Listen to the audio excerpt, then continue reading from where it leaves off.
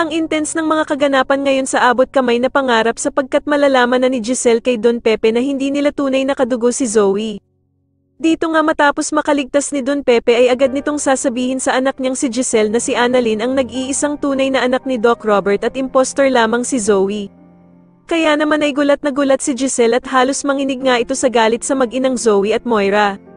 Samantala ay makakarating na din kay Doc Carlos ang balita na pinaghihinalaan din daw si Zoe na sangkot sa pagkawala ng kanilang lolo Pepe. Kaya naman ay takot na takot si Zoe dahil halos lahat na nga ng tao sa Apex ay pinaghihinalaan na siya. Dahil naman sa wala pa din talagang balita sa pagkawala ni Don Pepe, ay wala na nga talagang magagawa si Annalyn kundi ang tumawag sa Panginoon at hilingin na sana daw ay ligtas ang lolo Pepe niya.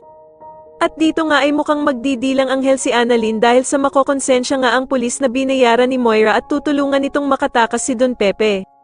Samantala matapos dalhin ng pulis si Don Pepe sa isang warehouse ay mapapansin niya na mukhang napipilitan lamang itong sumunod sa utos ng bruhang si Moira dahil halatang hindi talaga siya tunay na masama. Dito nga ay maawa ang pulis kay Don Pepe kaya naman ay agad niya itong bibigyan ng tubig kaya naman ay sasabihin ni Don Pepe na mabait naman daw pala ito. Sasagutin naman siya ng pulis na sakto lamang daw ang kabaitan niya dahil kung talaga mabait daw siya ay wala sana si Don Pepe sa kinalalagyan niya ngayon. Habang papaalis naman ang pulis ay biglang matitigilan ito dahil sa o-offeran siya ni Don Pepe ng 10 milyong piso kapalit nga daw ng paglaya niya.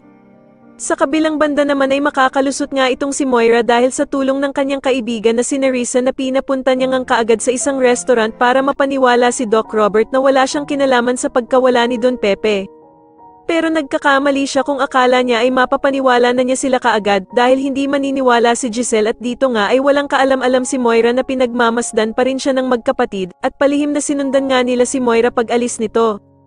Sa tingin niyo mahuli na nga kaya nila Doc Robert at Giselle si Moira at mabuking na nila na siya ang totoong nagpadukot kay Don Pepe, mas lalo na nga talagang nagiging exciting ang mga susunod na kaganapan kaya naman ay mas lalo pa nating abangan ang mas lalong gumigandang abot kamay na pangarap. Maraming salamat po sa inyong panonood at sana po ay ma-subscribe niyo ako. Maraming salamat po.